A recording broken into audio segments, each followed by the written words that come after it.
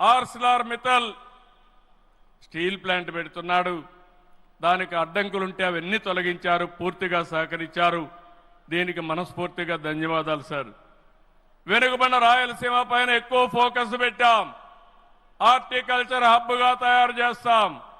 సీమలో డిఫెన్స్ సంస్థలు, హైకోర్టు ఏర్పాటు చేయడానికి, హైకోర్టు బెంచ్ ఏర్పాటు చేయడానికి అన్ని ప్రయత్నాలు చేస్తున్నాం. లేపాక్షి ఓర్వకల్ కారిడార్లో aerospace, automobile, drone city, green energy ప్రాజెక్టులు తీసుకొస్తాం. రామాయంపట్నంలో బీపీఎల్ రిఫైనరీ వస్తా ఉంది. తిరుపతి అతిపెద్ద స్పిరిచువల్ హబ్గా తయారు చేస్తాం. కడపలో స్టీల్ ప్లాంట్ వస్తుంది. కొప్పర్తి, ఓర్వకల్ ఇండస్ట్రియల్ నోటుకి కేంద్రం సహకరించారు. ఇటీవల కాలంలో ప్రధానమంత్రి గారు విశాఖపట్నం వచ్చి ఎన్టీపీసీ గ్రీన్ హైడ్రోజన్ కూడా శంకుస్థాపన చేశారు.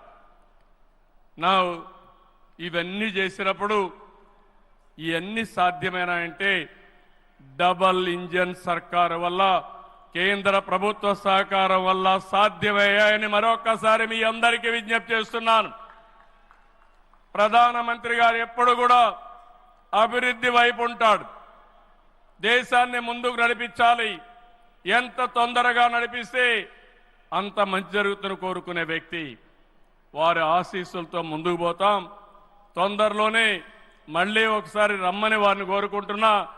వస్తాను కూడా హామీ ఇచ్చారు.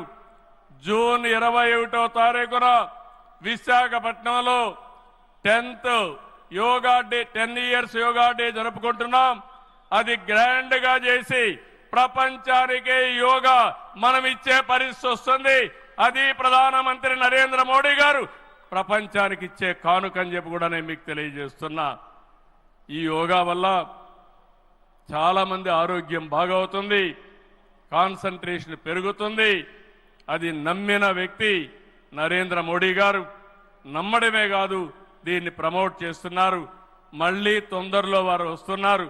వారు రాక మనందరికీ ఒక స్ఫూర్తి, ఒక టానిక్ అని చెప్పి మరొకసారి తెలియజేసుకుంటూ ఈ కార్యక్రమానికి వచ్చినటువంటి మీ అందరికీ పేరు పేరున మనస్ఫూర్తిగా ధన్యవాదాలు, నమస్కారాలు.